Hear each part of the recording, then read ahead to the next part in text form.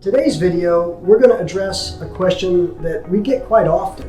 A lot of contractors want to know, what is that oval perforation in the top of all of my Slimduct? And it's a very good question because it's actually very, very important to the installation. And today, I'm going to tell you why.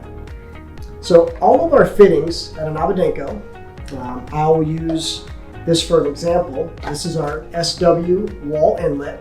But all of our 90s, our 45s, our end fittings, they all have a stopper edge.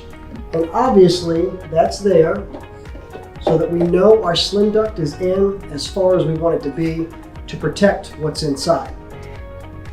Now the wall inlet is a little bit differently.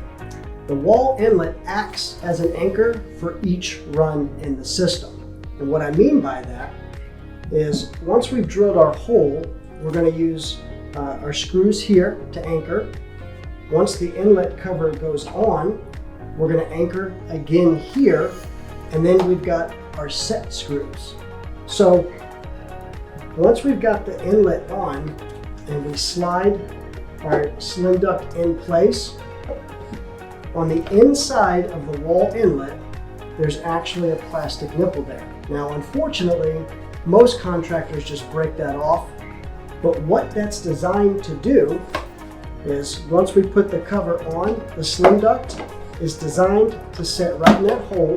And what that's going to do, it's going to keep the cover of our Slimduct from sliding down after the installation, whether it be from vibration of the equipment, maybe the weather.